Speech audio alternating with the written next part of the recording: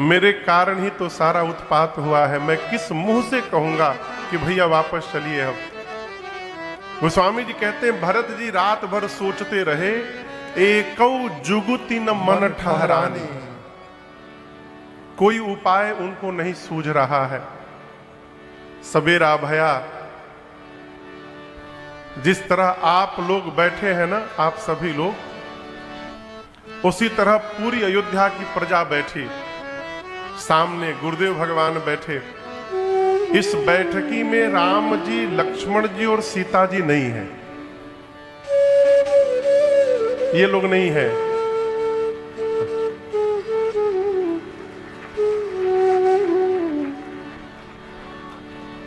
ये थपरी कहां बजा रहे हैं भैया आप लोग?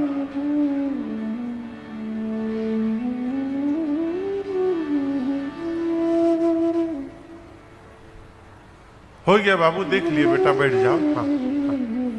एक जगह हम झारखंड में कथा करने गए, गिरिडीह के पास, तो वहां उस पंडाल में क्रेन का कैमरा था, क्रेन वाला, वो जो घूमता रहता है। तो जैसे कैमरा जिधर जाए, लोग कथा छोड़ के शुरू करने लगे।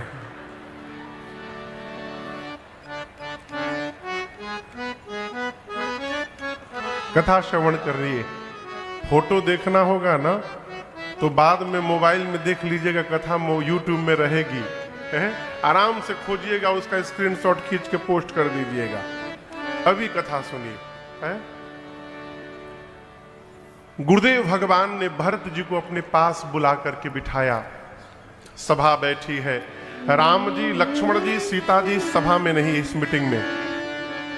और आप दर्शन करिए, पहली बार गुरुदेव भगवान ने सामान्य रूप से समाज में इस बात की घोषणा की है कि जो राम जी हैं ये जीव नहीं है, राम जी भगवान है।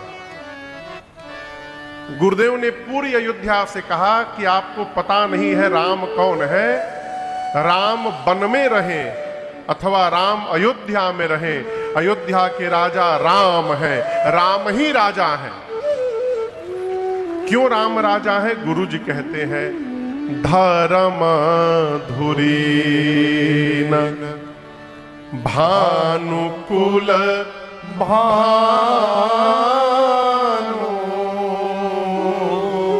राजा राम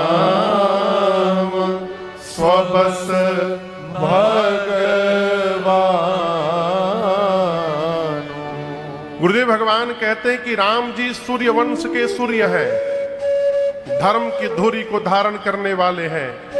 राम ही राजा है क्योंकि राम भगवान है, राम स्वबस है। इस बात को समझिएगा, भगवान में और जीव में क्या अंतर है।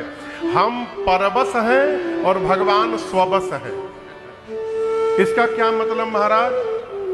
हम में से कोई भी राजन हो चाहे आप श्रोता हो, हम में से कोई ये निर्णय नहीं कर सकता, ये डिसाइड नहीं कर सकता कि अगले जन्म में मेरा पिता कौन होगा।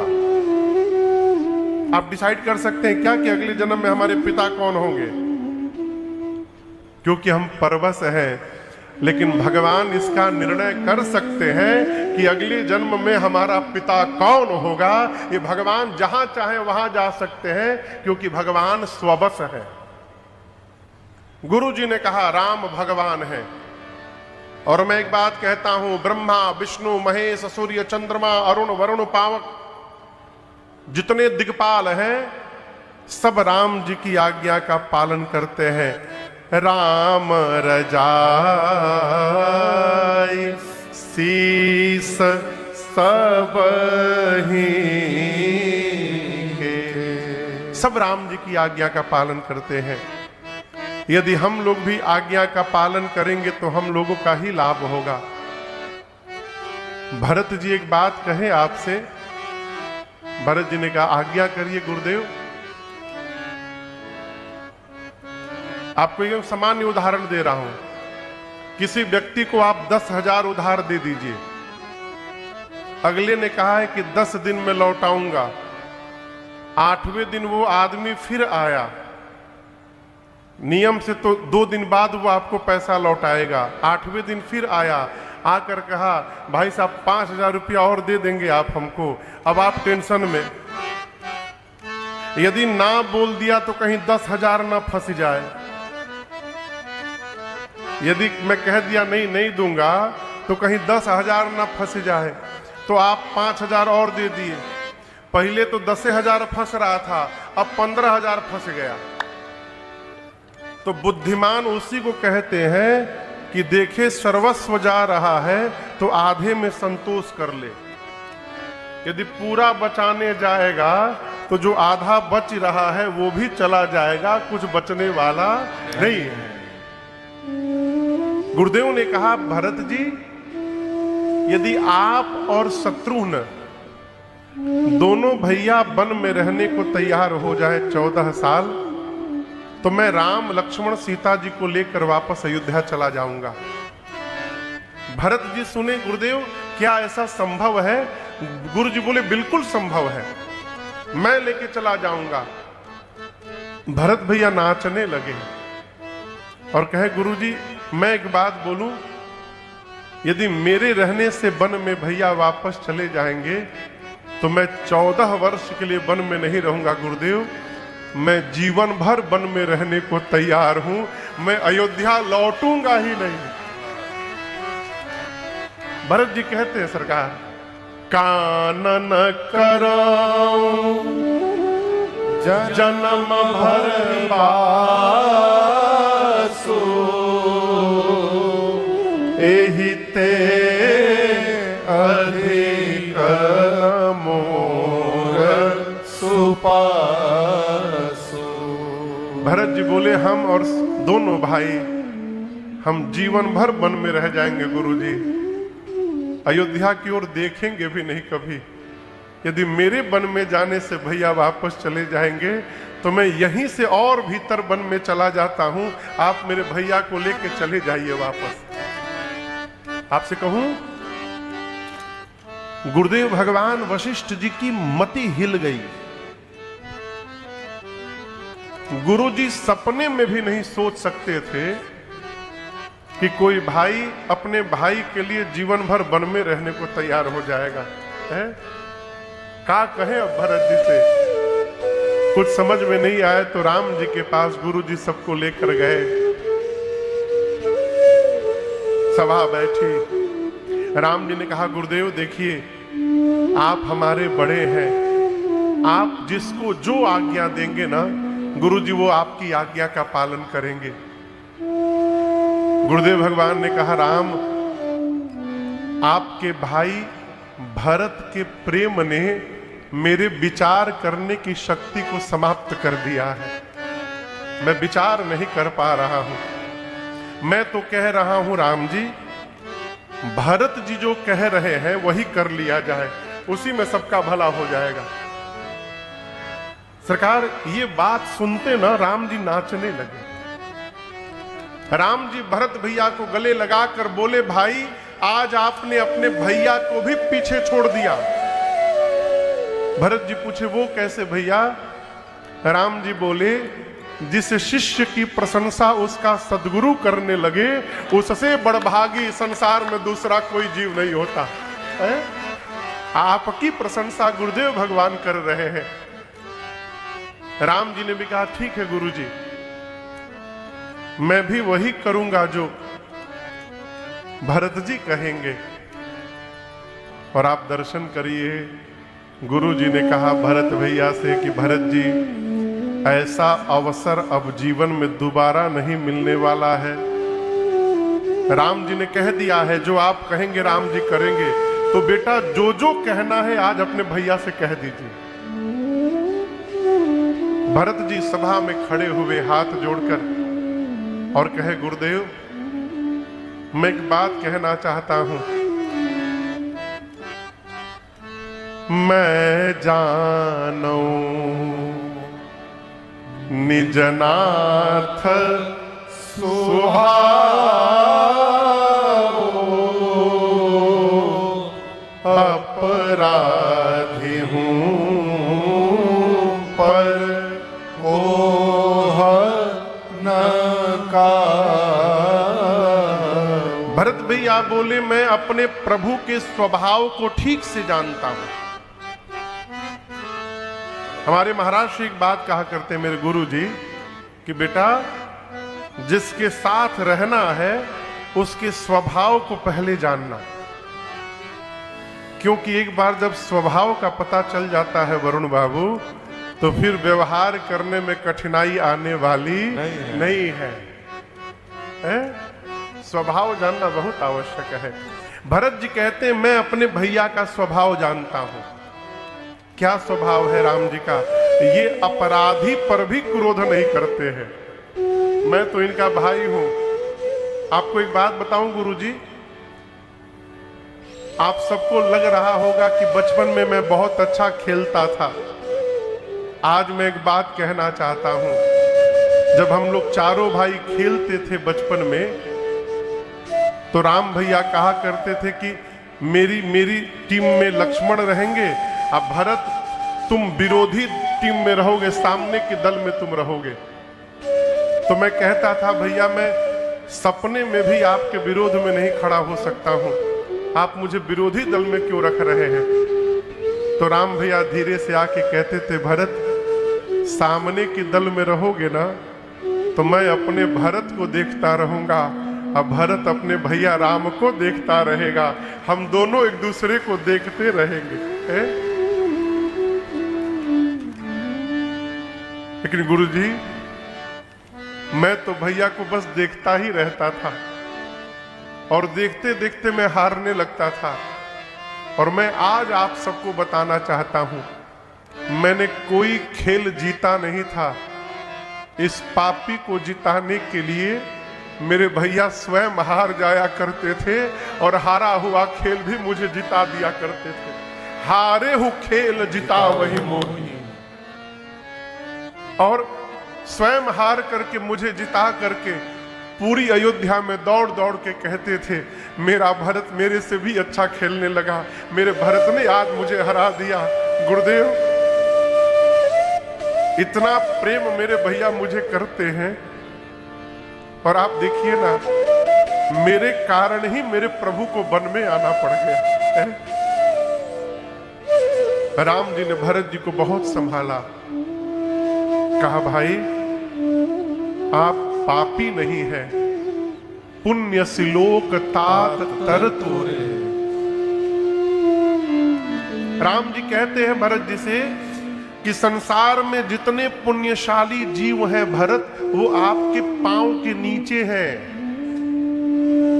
और रही बात मेरी मां कैकेयी की, तो मेरी मां कैकेयी का कोई दोष नहीं है भरत जी, मेरी मां निर्दोष है। और मैं कहता हूं, यहां दर्शन करिए, क्या कहा जा रहा है ये महत्वपूर्ण विषय नहीं है। सरकार में जब कथा प्रारंभ किया आज से 15 साल पहले,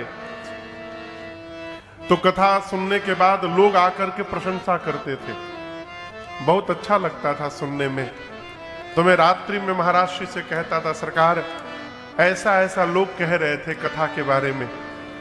तो एक दिन महाराज श्री कहे बाबू क्या कहा जा रहा है इस पर ध्यान मत देना, कौन कह रहा है इस पर ध्यान देना।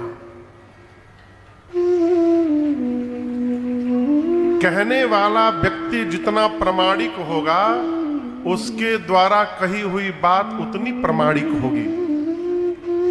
राम जी कह रहे हैं कि मेरी मां कैकेयी का कोई अपराध नहीं है। मेरी मां कैकेयी को जो दोष देगा, कौन? जिसने अपने जीवन में कभी माता पिता की सेवा नहीं की होगी, जिसने अपने सदगुरु की सेवा नहीं की होगी, वो कहेगा कि मेरी मां कैकेयी का दोष है। मेरी मां का कोई अपराध नहीं।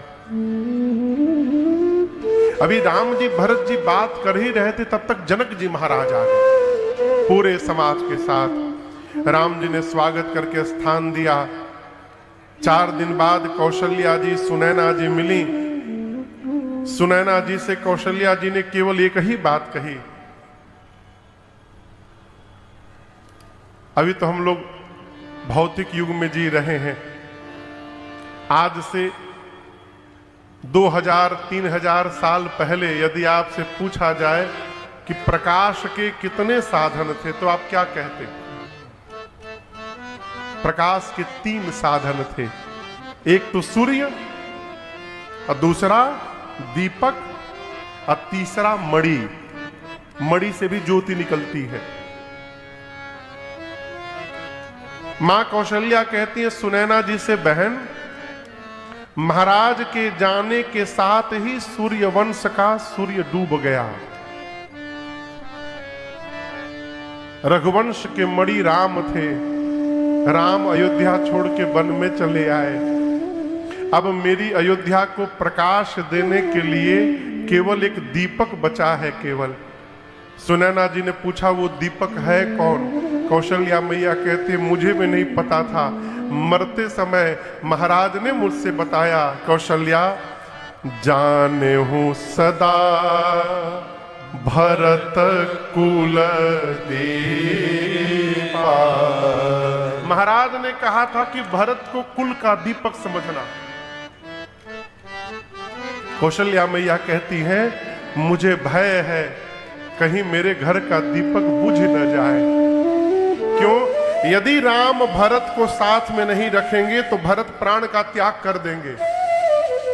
तो मैं कहती हूं आप जनक जी से कहिए कि जनक जी ऐसा कुछ करे, राम लक्ष्मण को छोड़ के अब भरत को अपने साथ में रख ले। सुनैना जी समझाई। रात्रि में जनक जी से सुनैना जी ने ये बात कही। जनक जी कहे चिंता न करिए, भरत जी वही करेंगे जो उनके भैया राम कहेंगे।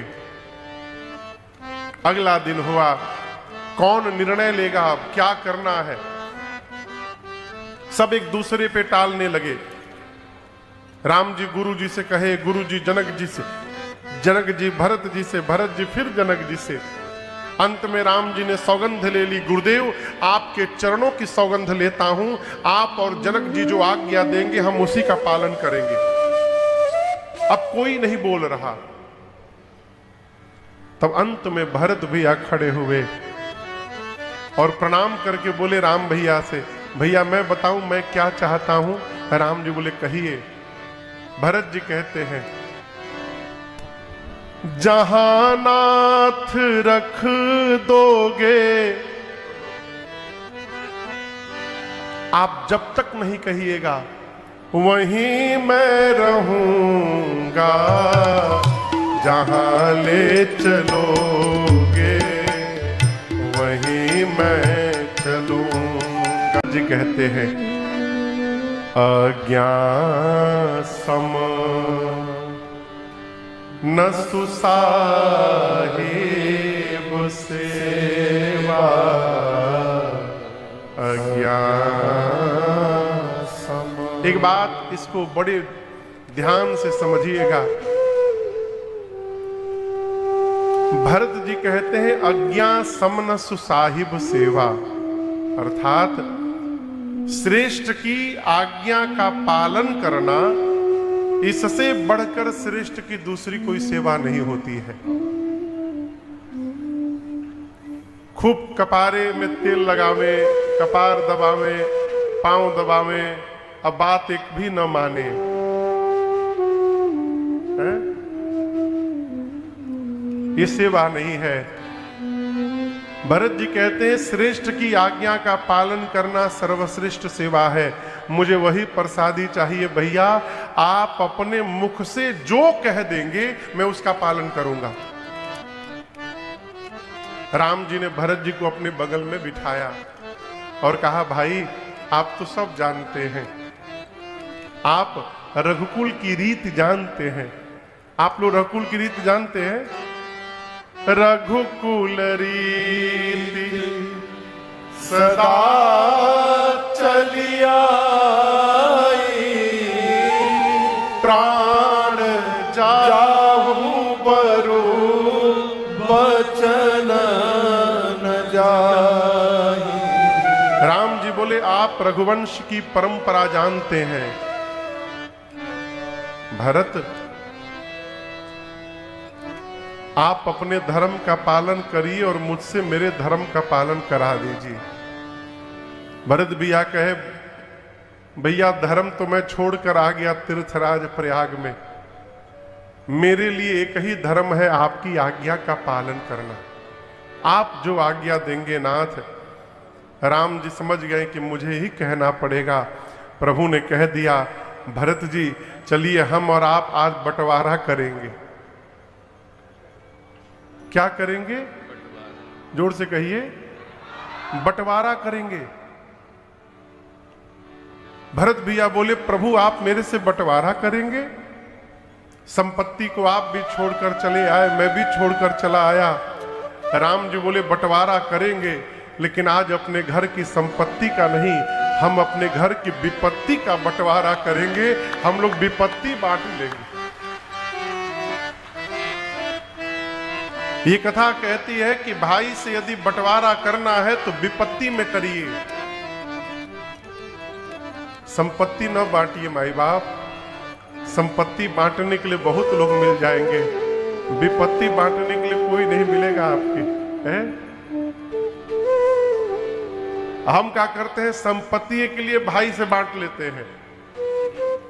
भाई पहले आया कि संपत्ति पहले आई? एक बात याद रखिएगा, संपत्ति चली जाएगी तो वापस भी आ जाएगी। एक बार भाई चला गया ना तो दोबारा मिलने वाला नहीं है, है?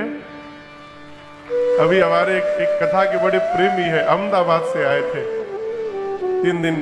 4 दिन पहले मिलके रोने लगे, कहे महाराज कथा तो सुन रहा हूं सालों से, हमसे पहली बार पिछले साल इसी समय सांगरिया में मिले थे राजस्थान में।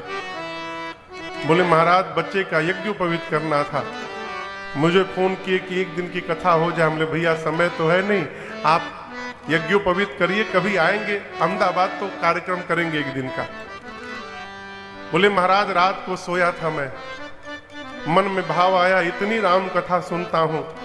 अपने बड़े भाई से उनकी 13 साल से बोलचाल बंद थी, 13 साल से बातचीत नहीं होती थी।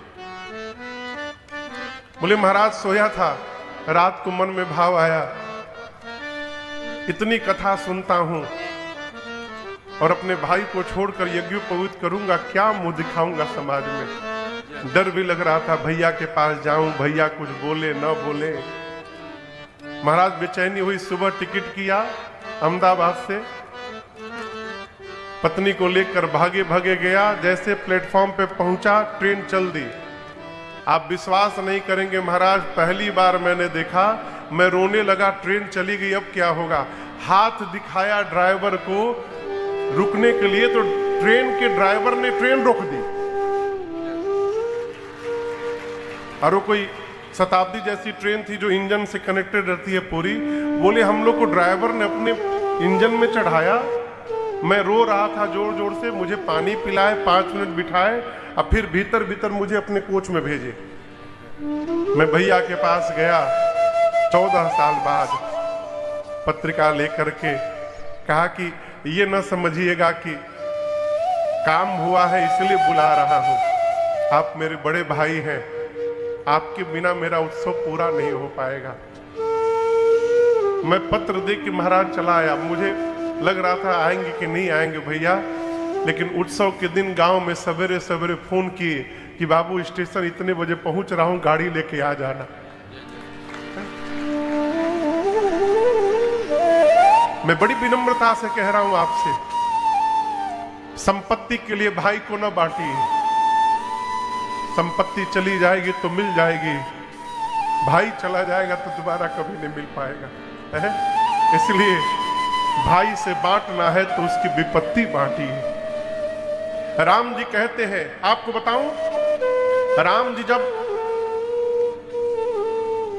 आदरणीय एमएलए साहब, राम जी जब रावण का वध करके अयोध्या वापस आए तो राम जी के साथ हनुमान जी, जामवंत जी, गौ गवाक्ष, द्विज, महेंद्र, सठ निसठ, नल नील, अंगद, निषाद राजगु, विभीषण जी, सुग्रीव जी, ये सब लोग थे।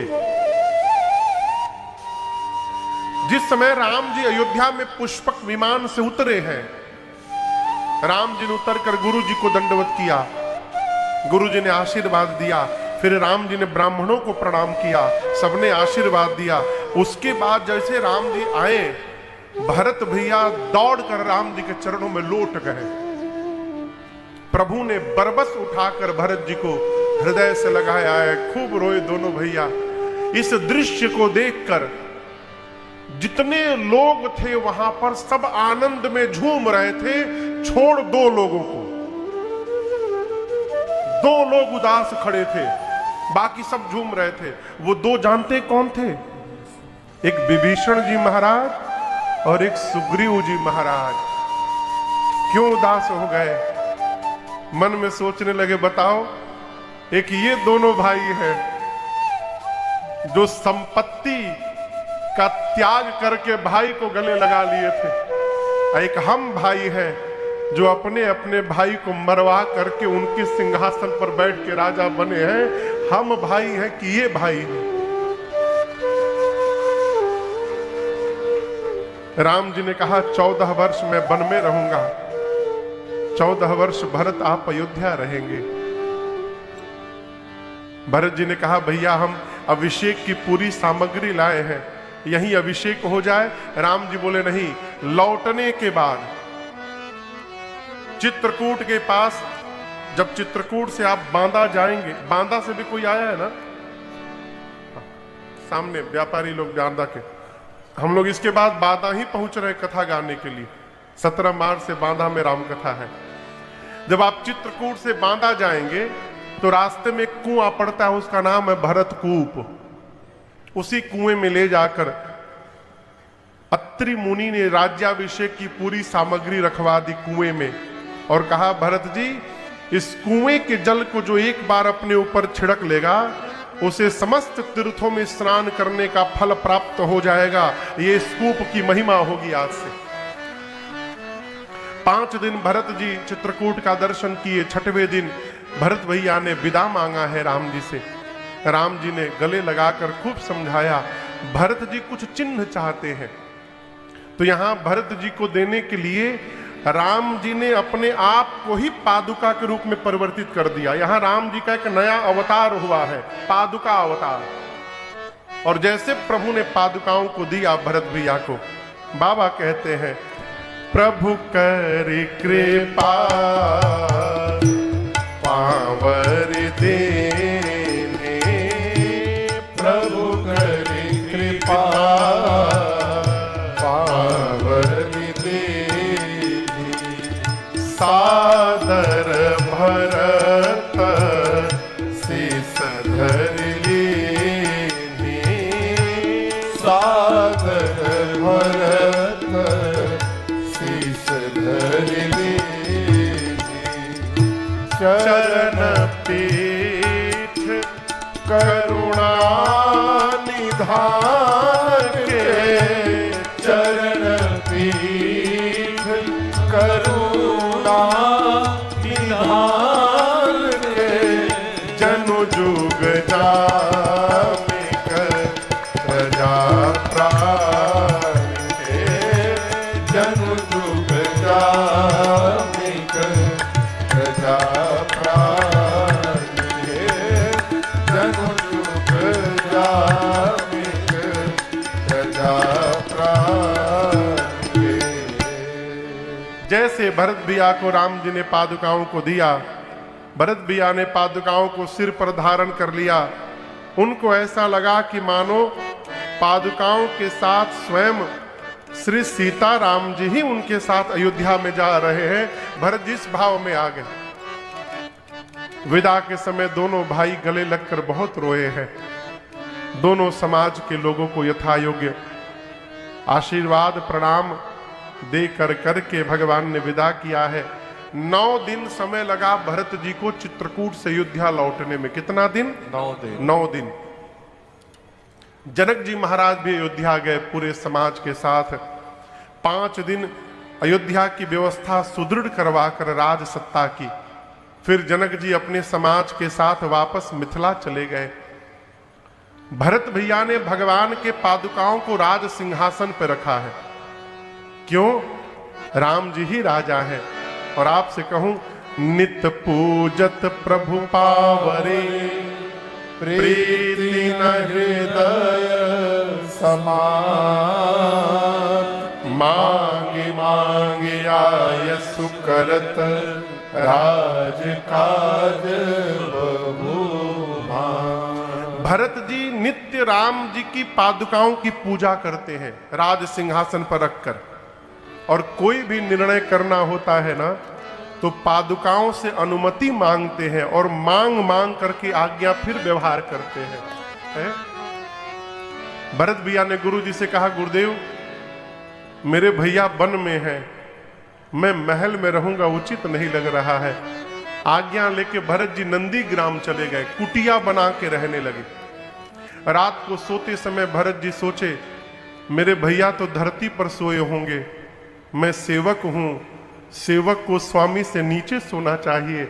भरत जी धरा में गड्ढा खोद के उस गड्ढे के भीतर जाकर सोने लगे। अयोध्यावासी इस प्रकार देखते हैं तो भरत जी की जय जयकार करते हैं। बोलिए भरतलाल सरकार की जय। यहां पर पूज्यपाद गुरुदेव भगवान गोस्वामी तुलसीदास जी अयोध्या कांड की कथा पूरी करते कहते हैं, सिया राम प्रेम पीयूष पूरन होत जन्म भरत को। मुनि मन अगम जम नियम सम तम विषम व्रत आचरत को। दुखदाह तम मधुसन सुजस विष अपहरत को। कलिकाल तुलसी से सखली हरि राम सन मुख करत को। कलिकाल कलिकाल कलिकाल तुलसी से सखली। गोस्वामी तुलसीदास जी कहते हैं, पात्र समझते हैं? पात्र